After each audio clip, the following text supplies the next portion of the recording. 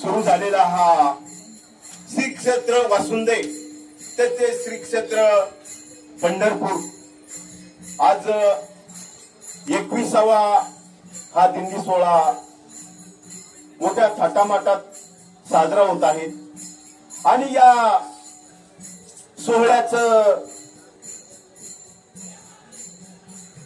आम्हाला देखील निमंत्रण आता ज्यांनी हरिभक्तपरायण सोमनाथ महाराज राऊत यांनी आम्हाला निमंत्रण दिलं, तसेच आमचे मामा श्री गजानन शेठ झावरे आणि महाराजांनी आताच उल्लेख केला की वासुंदे गावात संगीत क्षेत्रातील किंवा वारकरी क्षेत्रातील भीष्माचार्य भिकाजी नाना झावरे यांनी आम्हाला आमंत्रित केलं आणि या तुमच्या सेवेची संधी उपलब्ध करून दिली. प्रथमतः त्या सर्वांचं हार्दिक असं स्वागत करतो. आणि या पायी दिंडी सोहळ्यातील वारकरी हे वारकरी म्हणजे एक संतांचं रूप असतं. कारण एवढ्या उन्हातानात पायी प्रवास करायचा ही काही सोपी बाब नाही आणि यांच्या सेवेची संधी आम्हाला मिळाली म्हणून पुन्हा एकदा या सर्व वारकऱ्यांचं देखील आमच्या पार्टीच्या वतीने हार्दिक असं स्वागत करतो. आणि या वारकरी संप्रदायाची परंपरा कशी होती पहा. या वारकरी संप्रदायाचा ज्ञानरूपी वास्तूचा पाया जर कोणी रचला असेल तर महाविष्णूचा अवतार संत श्रेष्ठ ज्ञानरूपा माऊली. याच अलौकिक भक्तीचा आवार जर कोणी बांधला असेल तर संत श्रेष्ठ नामदेवराय. या आवाराच्या अलौकिक भक्तीचा खांब जर कोण झाला असेल संत श्रेष्ठ एकनाथ महाराज. आणि या साऱ्यांच्या वरती कळस म्हणून राहिले संत श्रेष्ठ जगद्गुरु तुकोबा महाराज.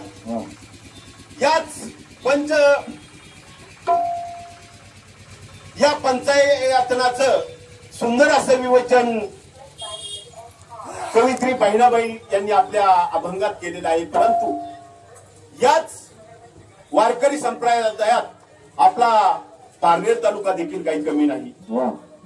याच देवालयाच्या कळसावरती गुरुभक्तीचा ध्वजारोहण जर कोणी केलं असेल तर संत श्रेष्ठ निळोबराय. म्हणून या संतांनी समाजासाठी काहीतरी केलं म्हणून त्यांच्या दिंड्या पंढरपूरला जातात, आयऱ्या गैऱ्याच्या जात नाहीत. मग हे दिंडी जर पंढरपूरला जायची असेल आपली तर त्यासाठी काय करावं, काय केलं पाहिजे, सुंदर असं वर्णन कवीने केलेलं आहे. ऐका.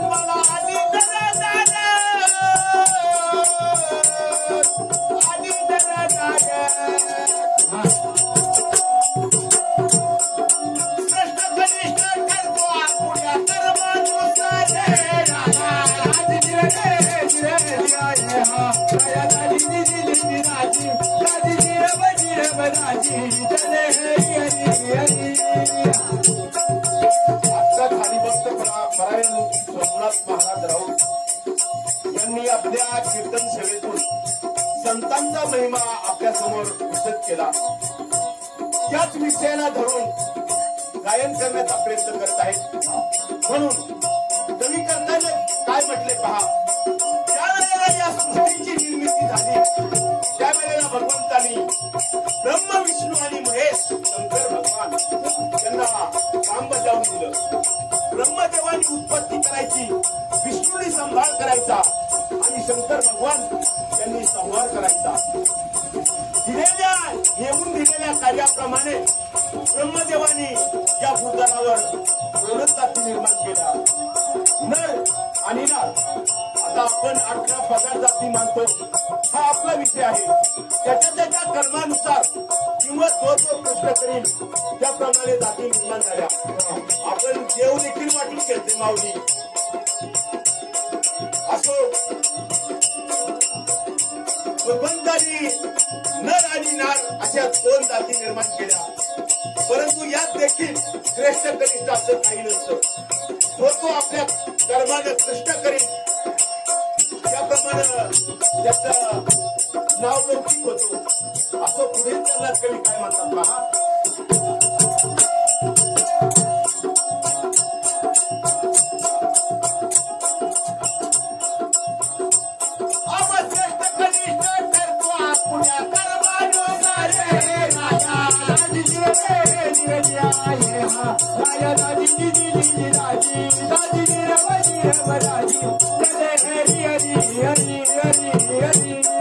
आणि जगात जर श्रेष्ठत्व निर्माण करायचं असेल तर ज्या मातेच्या पोटी पुत्र जन्म घेतो तो पुत्र कसा पाहिजे पहा.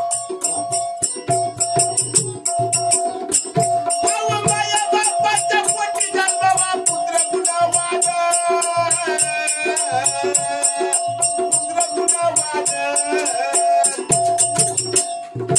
काय कामाची दावीस पोरली कामी अडचण राजा ये हा माया दादी दीदी दीदी दादी दादी निरवजी रवलाजी चले हरी हरी हरी हरी हरी. माया बापाच्या पोटी पुत्र एकच जन्माला यावा, तो गुणवान असावा, आई वडिलांची सेवा करणारा असावा.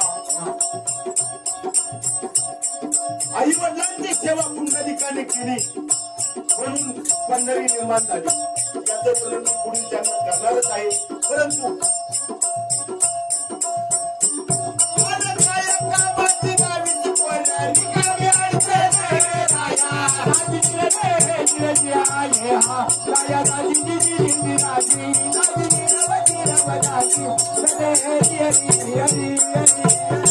पांडव 5 होते, कौरव 100 होते. परंतु पांडवांना भगवंताची साथ होती, भगवंताची संगत होती. संगतीचा गुण कसा असतो पहा. जर आपण कोळशाची संगत केली तर गरम असेल तर हात बाळ होतो आणि थंड असेल तर हात काळा होतो. मग संगत कोणाची करायची हे आपण ठरवलं पाहिजे. म्हणून पांडवांना भगवंताची साथ होती म्हणून ते युद्ध जिंकले. कौरव 100 होते परंतु काही उपयोग झाला नाही. म्हणून पुढील जन्मात कवी काय म्हणतात पहा.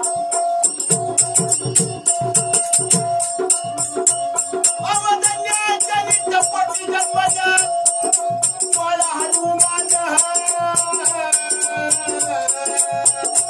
आय बाळा हनुमान अगपणगिरी रवाने मुत्तुरा या हनुमानाने राजा दादी रे हा राजा दादी दीदी दादी दादी रवजी रवजी चले हरी हरी हरी हरी हरी. हनुमान आपल्याला सर्वांनाच ज्ञात आहे. मद पामर आहे काय थोडपण पायाची वाहन पाय बरी. परंतु राम अवतारा श्रीराम प्रभूची एवढी श्रेष्ठ भक्ती केली की या विश्वात सर्वश्रेष्ठ भक्त म्हणून आपली ख्याती मिळवली. 33 कोटी देवांची मंदिर आहेत, परंतु एका भक्ताचं देखील मंदिर असावं. महाराष्ट्राच्या प्रत्येक कानाकोपऱ्यात श्री हनुमंतरायाचं मंदिर आहे. म्हणून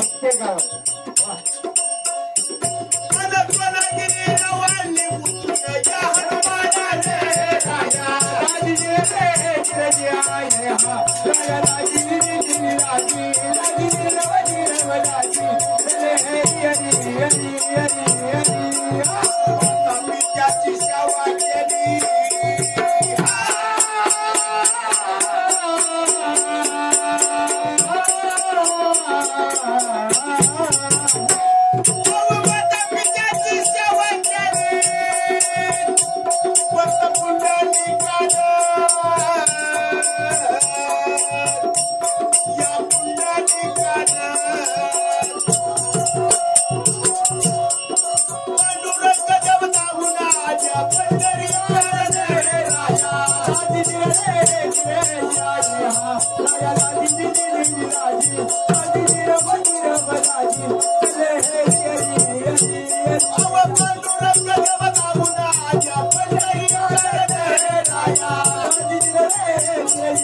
Yeah.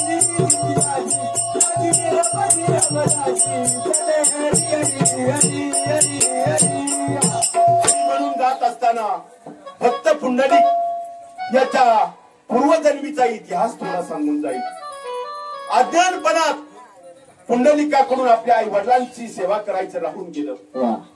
ज्या वेळेला पुंडलिकाचं लग्न केलं त्यावेळेला पुंडलिक आपल्या संसारी इतका व्यस्त झाला की आई वडिलांची सेवा करायचं विसरून गेला. परंतु वृद्ध आई वडील यांनी तीर्थाटनाचा आग्रह धरला. मग आपले वृद्ध आई वडील आणि आपली भार्या बायको यांना घेऊन तो काशी यात्रेला निघाला. तो कसा निघाला पहा. आवाई बापाच्या गळ्याला द्वारी ही बाईल खांद्यावरी अहो पुंडलिक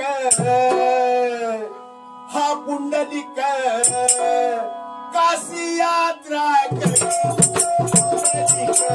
काशी यात्रा हा पुंडलिक काशी यात्रा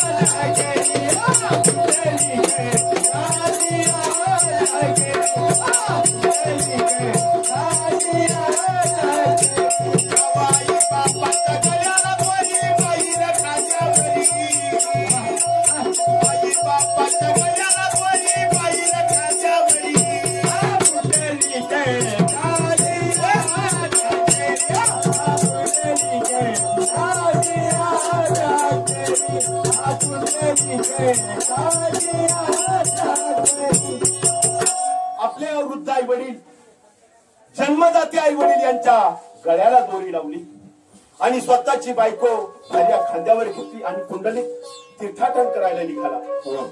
जात असताना घनघोर अशा जंगलातून जात असताना रात्रीच्या मुक्कामी ते रोहिदास तंभार यांच्या घरी मुक्कामी गेले. थकलेले भागलेले असलेले जेवण झालं आणि निवांत झोपी गेले. भल्या पहाटेला अलाराम वाजला. माऊली पूर्वीचा अलाराम वेगळा होता, आताचा वेगळा वाजतो. पूर्वीचा अलाराम काय होता? कोंबडा आरवायचा. आताचा अलाराम काय? वाजला तर उठला, नाही वाजला तर भरोसा नाही. कोंबडा आरवला. त्या आश्रमातील महिला भगिनी जाग्या झाल्या. सुंदर असा सारा संभाषण झालं आणि जात्यावरली ओळी चालू झाली. अग सुंदर माझ्या जात्या ग फिरते माझ्या जात्या ग फिरते सुंदर माझ्या जात्या ग फिरते सुंदर माझ्या जात्या ग फिरते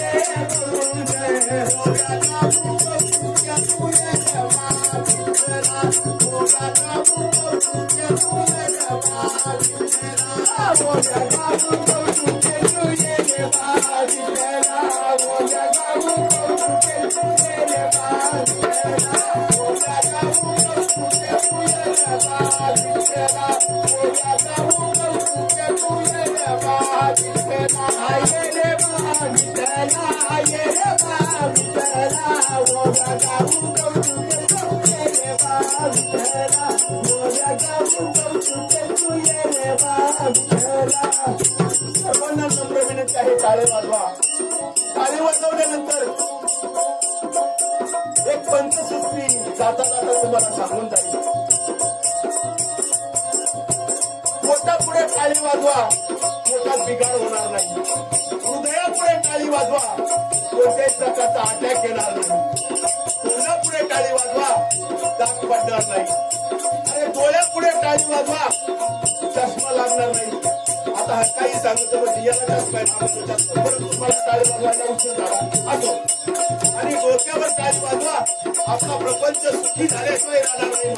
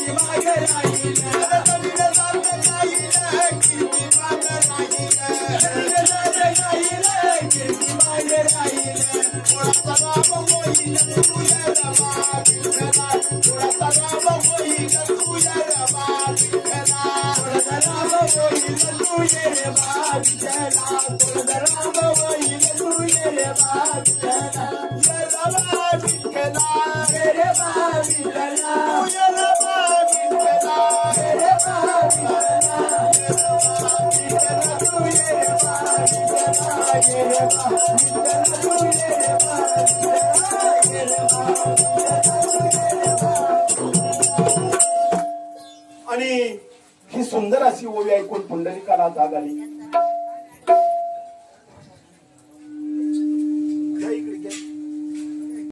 भल्या पहाटेला प्रातसमयी स्नान करण्यासाठी ज्या वेळेला तो नदीवर गेला त्यावेळेला गंगा यमुना आणि सरस्वती या 3 नद्यांचा थोर असा उपदेश आणि पुढे कुकुट स्वामी यांना त्यांनी गुरु करून घेतलं. आपल्या केलेल्या कार्याचा त्याला पश्चाताप झाला आणि आई वडिलांची सेवा परत करू लागला. आई वडिलांची सेवा कशी केली पहा. माता पित्याची सेवा करी तो पुंडलिक भोळा. अव माता पित्याची सेवा करी तो पुंडलिक भोळा. यानं लावलाय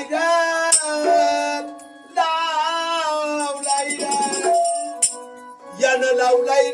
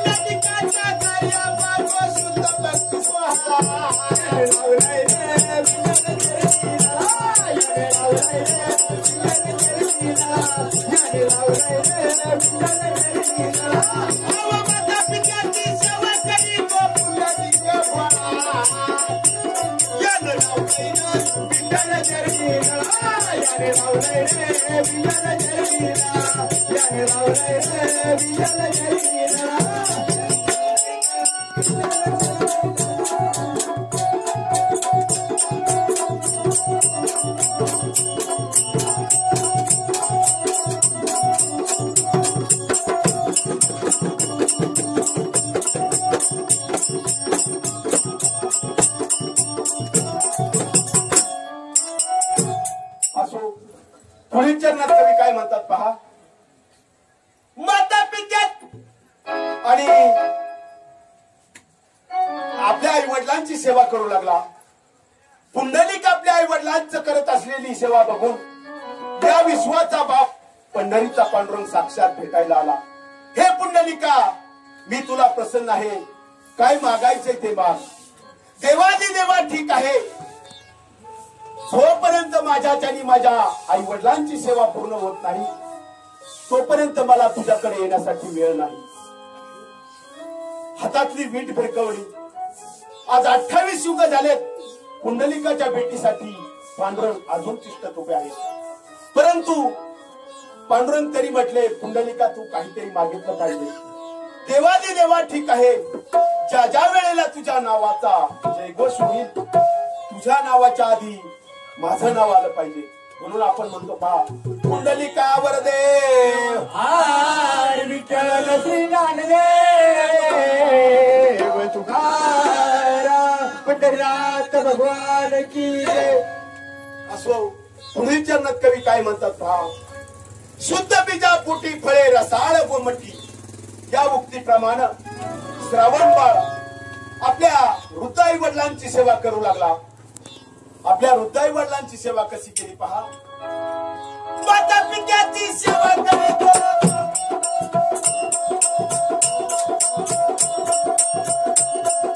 माता पित्याची सेवा केली या श्रावण बाळानं. श्रावण बाळानं आणि स्वतः याला दशरथानं घेतला प्राणे.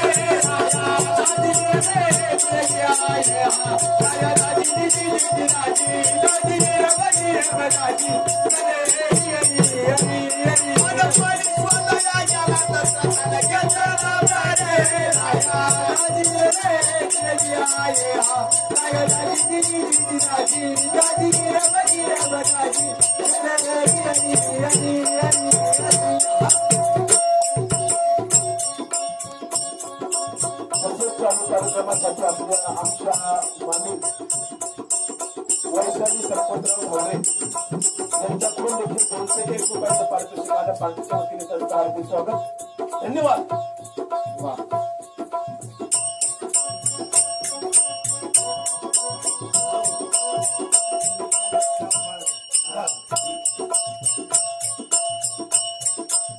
तसेच आमचे काका श्री निवृत्ती गंगाबा शेट्टी यांनी देखील 151 रुपयाचं पारितोषिक देणं पालखीच्या वतीने त्यांचं देखील हार्दिक स्वागत. धन्यवाद.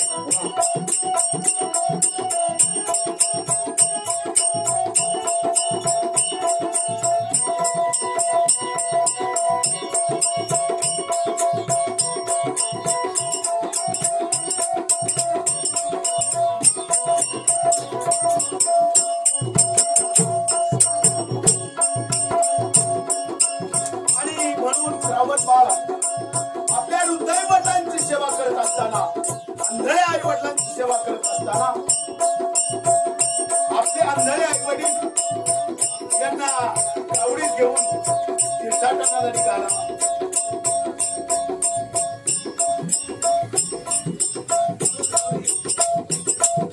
तसेच चालू कार्यक्रमासाठी बाळासाहेब गावडे यांच्याकडून देखील 101 रुपयाचं पारितोषिक आलं. पार्टीच्या वतीने त्यांचं हार्दिक स्वागत आणि धन्यवाद.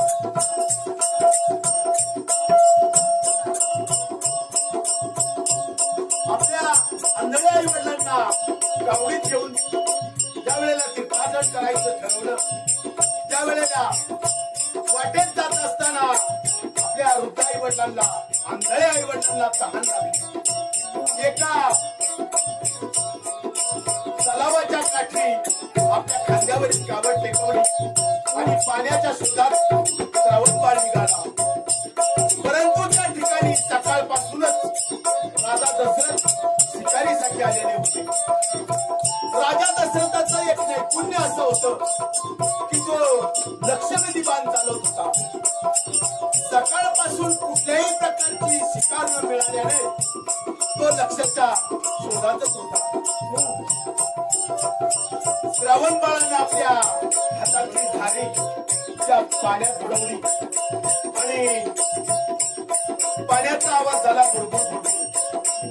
दशरथाने लक्षवेधी बाण सोडला. तो श्रावण बाळाच्या मरमी येऊ लागला. पुढील इतिहास वेळेअभावी काही सांगत नाही, परंतु मला एवढं सांगायचंय की शेवटच्या श्वासापर्यंत आई वडिलांची सेवा केली. म्हणून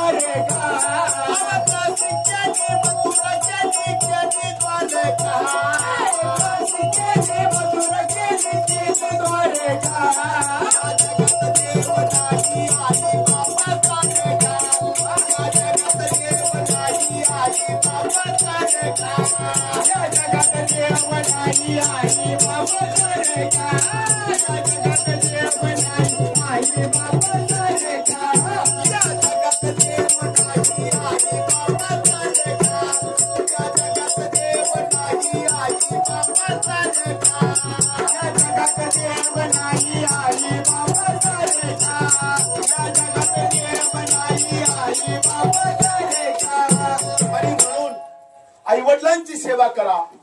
आई वडिलांच्या सेवेचं पुण्य काय असतं आज आपण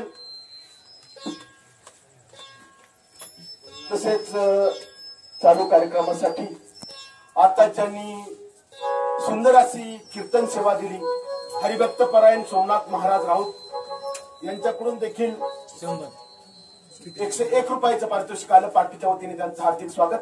धन्यवाद.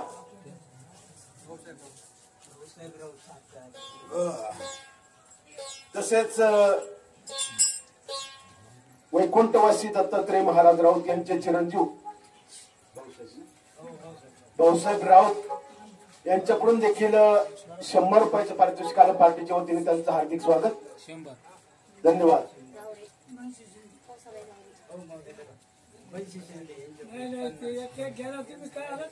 तसेच हरिभक्त परायण बन्सी शेठ शिंदे यांच्याकडून देखील 51 रुपयाचं पारितोषिक आलं. पार्टीच्या वतीने त्यांचं हार्दिक स्वागत. धन्यवाद. तसेच श्रीमती कौसाताई झावरे यांच्याकडून देखील 101 रुपयाचं पारितोषिक आलं. पार्टीच्या वतीने त्यांचं हार्दिक स्वागत. धन्यवाद. नाव सांगा ना, मला नाव माहिती का? वागचौरे मॅडम आणि आमच्या मामी शोभाताई झावरे यांच्याकडून 101 रुपयाचं पारितोषिक आलं.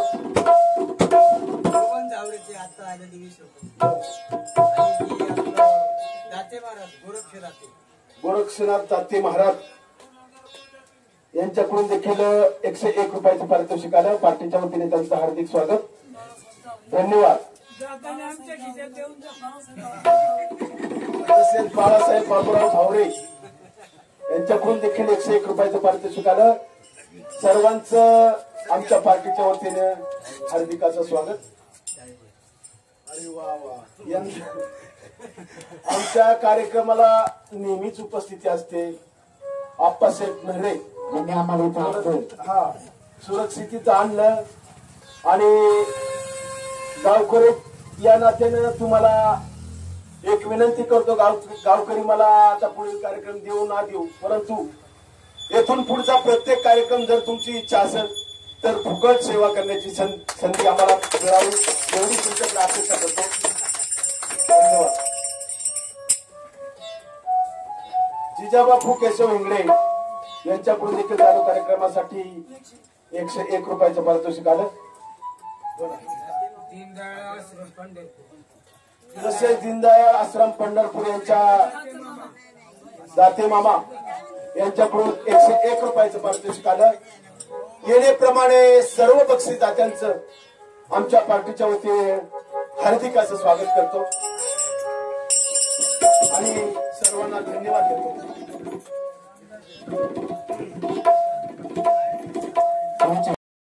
खरोखर आम्हाला पोटतिटकीनं ज्ञान दिलं. आता सोमनाथ महाराज राऊत यांनी भीष्माचार्य म्हणून त्यांना संबोधलं. भिकानाना झावरे यांनी देखील 151 रुपयाचं पारितोषिक दिलं. सर्वांनी त्यांच्यासाठी एकदा जोरदार टाळ्या वाजवा.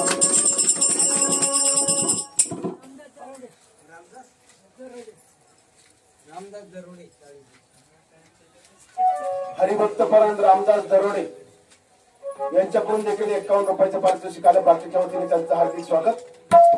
पुन्हा एकदा धन्यवाद. आणि म्हणून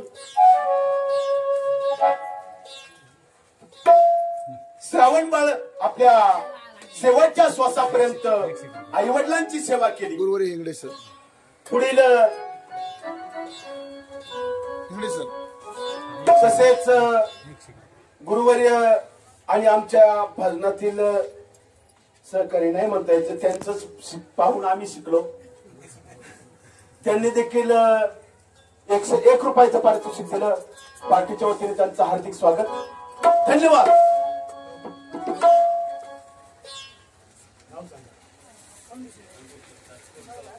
तसेच चोपदार खंडूजी शिरता यांनी देखील चालू कार्यक्रमासाठी 101 रुपयाचं पारितोषिक केलं. पार्टीच्या वतीने त्यांचं हार्दिक स्वागत. धन्यवाद. नवाबाई पाटुळे नवाबाई पाटुळे तसेच नवाबाई पाटोळे या माऊलींनी देखील चालू कार्यक्रमासाठी 101 रुपयाचं पारितोषिक दिलं. पार्टीच्या वतीने सर्व देणगीदात्यांचं पुन्हा एकदा हार्दिक असं स्वागत. धन्यवाद.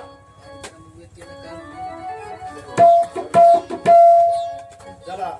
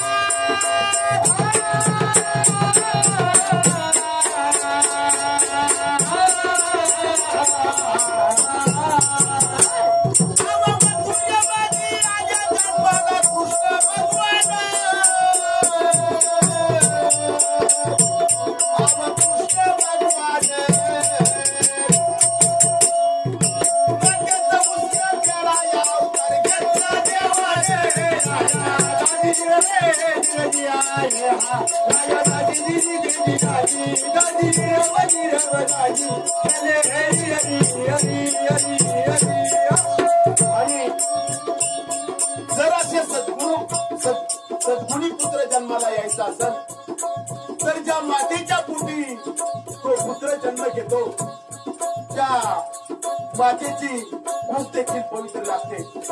त्या आई वडिलांची पुण्याई लागते. म्हणून अखंड महाराष्ट्राचं कुलदैवत राजा शिवछत्रपती यांची मातोश्री आऊसाहेब जिजाबाई. माझ्या जिजाबाईची पुण्याई कशी होती पहा.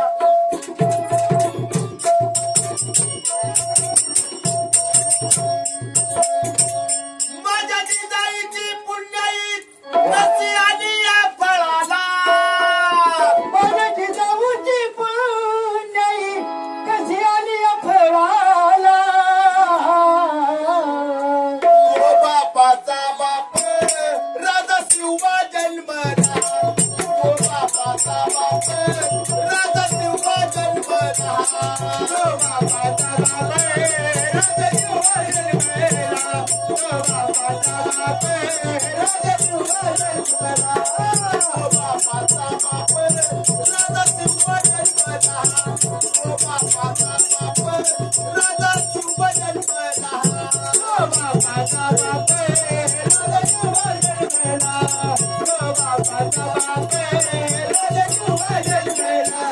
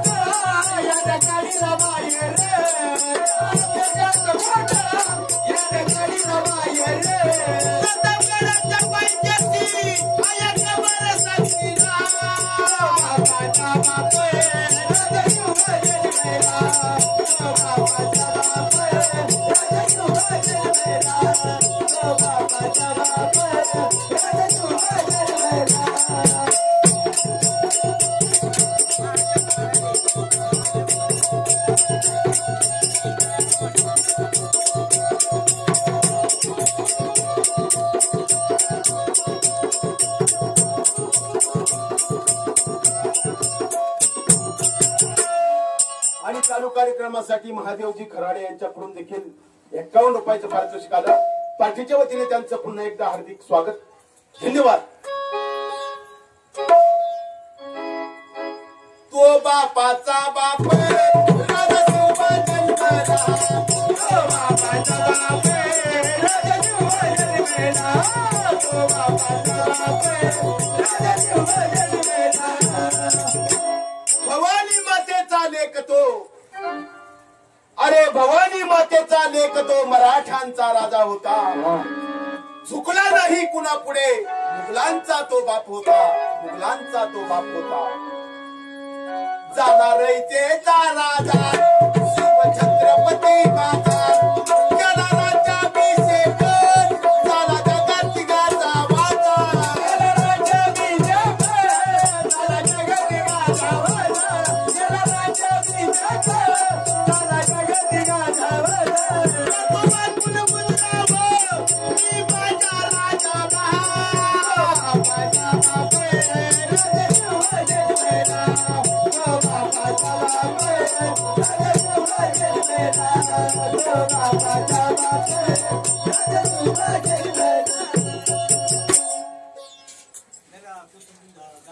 तसेच चालू कार्यक्रमासाठी आमचे मामाश्री आणि त्यांची नेहमीच आमच्या पाठीवर कौतुकाची थाप असते. गजानन शेठ जावरे यांच्याकडून 251 रुपयाचं पारितोषिक आलं. पार्टीच्या वतीने त्यांचं हार्दिक स्वागत. धन्यवाद. तसेच कुसुम दाते यांच्याकडून देखील 21 रुपयाचं पारितोषिक आलं. पार्टीच्या वतीने त्यांचं हार्दिक असं स्वागत. धन्यवाद.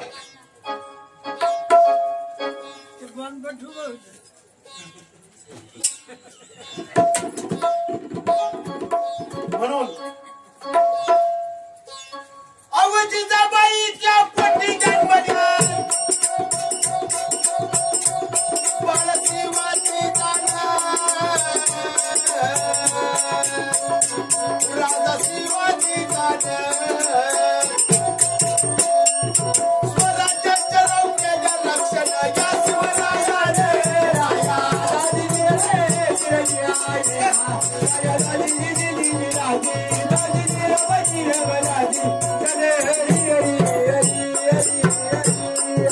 सह्याद्रीच्या खड्या कपाळातून भ्रमण करणारे मावळे यांना संघटित करून वयाच्या 16व्या वर्षी माझ्या राजानं स्वराज्याची शपथ घेतली. माऊली आपलं पोरग काय करते वय वर्ष 16 आणि संत पदात त्यांना आपण माऊली म्हणून संबोधतो. महाविष्णूचा अवतार संत ज्ञानेश्वर महाराज वयाच्या अवघ्या 16व्या वर्षी या सकल विश्वाच्या कल्याणासाठी पसायला मागितलं जय क्रांती व्यंकटी तांडव तया सत्करी निरती वाढो भूता परस्परे पडो मैत्र जीवांचे. अरे ज्ञानेश्वर माऊलीची ख्याती वर्णन करताना नामदेवराय काय म्हणतात पहा.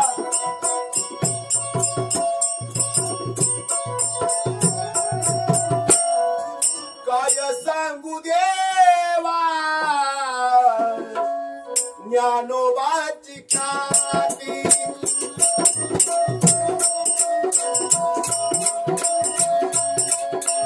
काय सांगू देवा ज्ञानोबाची ख्याती काय सांगू देवा ज्ञानोबाची ख्याती काय सांगू देवा ज्ञानोबाची ख्याती वेद वैष्णवमुखी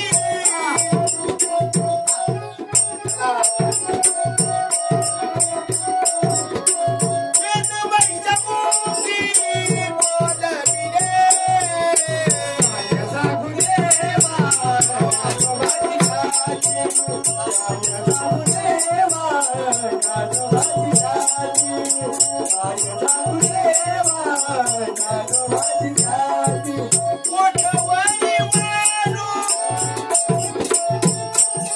जाती स्वरूप सिद्धी दानविनी भीती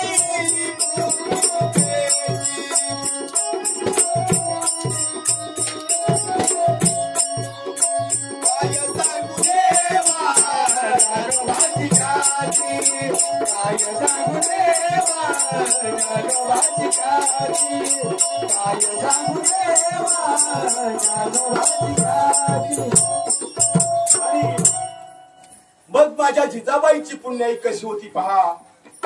ज्या वेळेला वयाच्या बालपणापासूनच माझ्या राजाला स्वातंत्र्याचे लढे दिले. इतर माता माऊल्यांना ज्याप्रमाणे डोहाळे लागतात त्याप्रमाणे माझ्या जिजाबाईला देखील डोहाळे लागले. डोहाळे लागल्यानंतर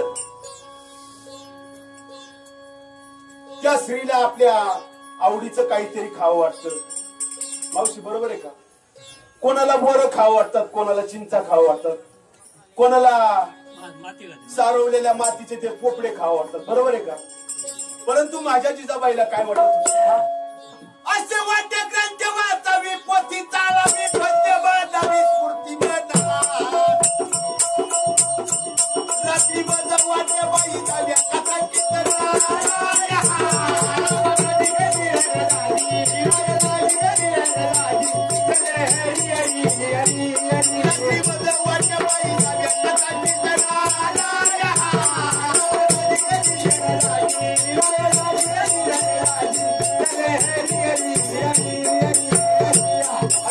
आणि चिंता खाऊन किंवा ते सारवलेल्या भीतीचं कोपडं खाऊन काय राजा जन्माला आला असता. म्हणून स्वराज्याच्या नौक्याच्या लक्षण या शिवरायाने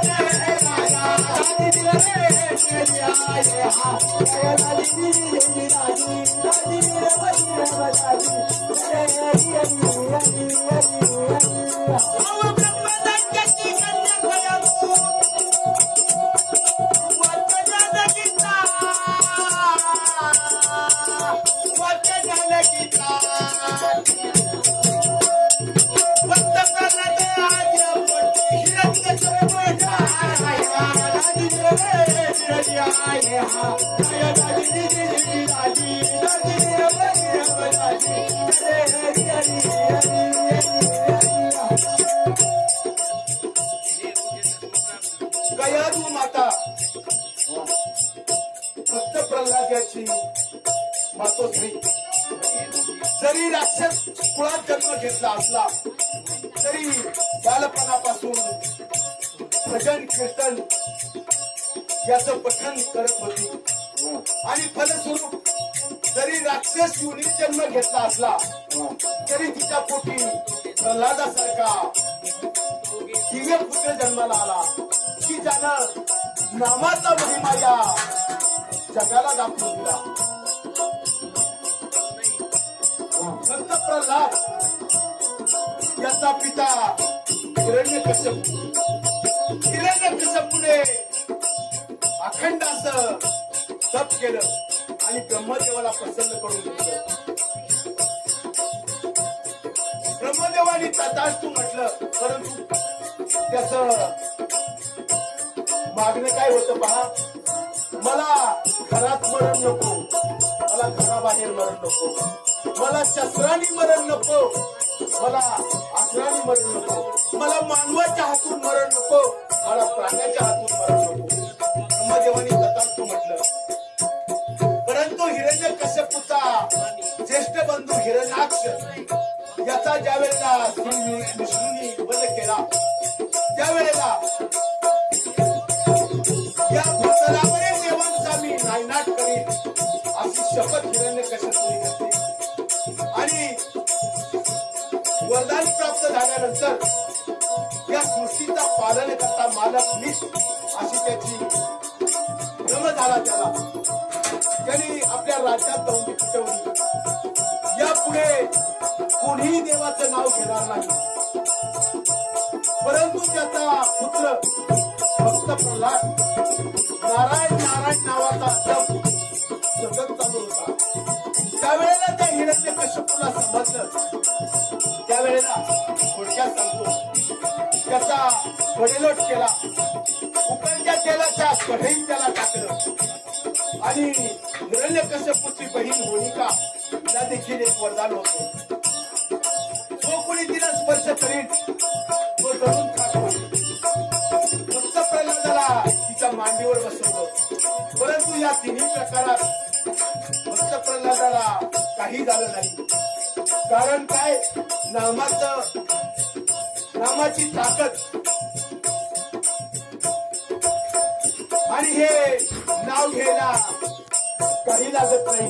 म्हणून एका ठिकाणी म्हटले पहा, पैसा न लागेल, रुपया न लागेल, न लागे कवडी गवडी, बोलो राम राम राम, बोलो श्याम श्याम श्याम, बोलो राम राम राम, बोलो श्याम श्याम श्याम, बोलो राम राम राम, बोलो श्याम श्याम श्याम, बोलो राम राम राम, बोलो श्याम श्याम श्याम, बोलो राम राम राम, बोलो श्याम श्याम श्याम, बोलो राम राम राम, बोलो श्याम श्याम श्याम, बोलो राम राम राम, बोलो श्याम श्याम श्याम, बोलो राम राम राम, बोलो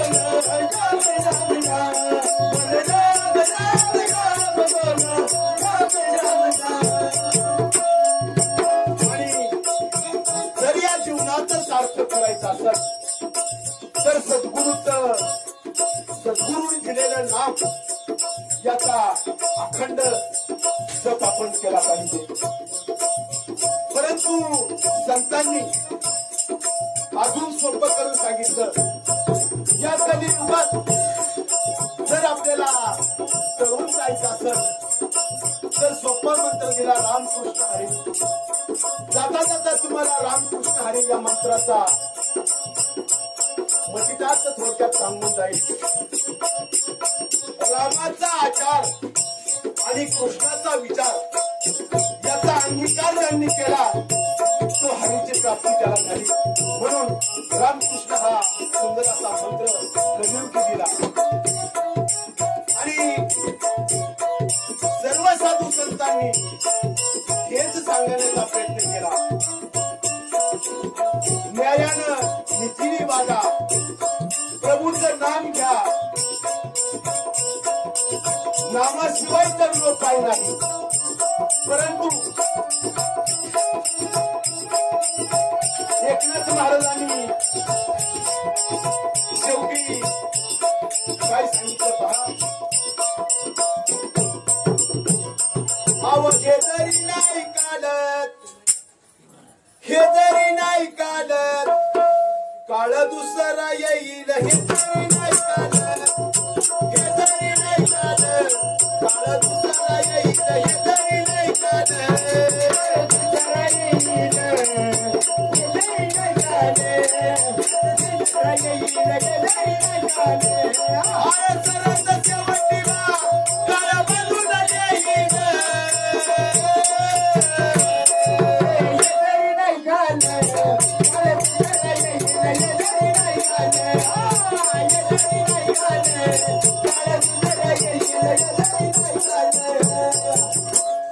आता एका जनार्दनी आमचं काय बात आहे.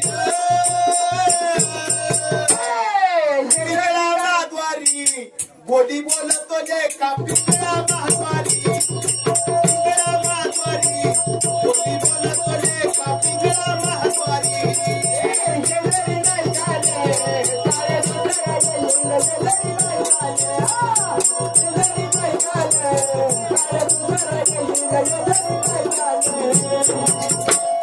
असो वडगाव सावताळ दत्त सावताळ बाबा आत्मज्ञानी गणपत बाबा आणि आमचे गुरुवर्य गोधारामजी चौरे गुरुजी यांनी जी ज्ञानाची शिदोरी दिली त्याचं थोडकं मोडकं विश्लेषण तुम्हा संत थोर मायबापा पुढे थोडक्यात मांडण्याचा प्रयत्न केला. काही जर चुकीचं झालं असेल तर नक्कीच मला तुम्ही माफ कराल. आणि म्हणून या जीवनाचं जर सार्थक करायचं असेल तर सद्गुरु शिवाय पर्याय नाही. म्हणून काय म्हटले पहा, श्री गुरु सारखा असता पाठीराखा इतरांची लेखा कोण करी. अरे राजयाची कांता काय भीक मागे मनाची आदोगे सिद्ध पावे.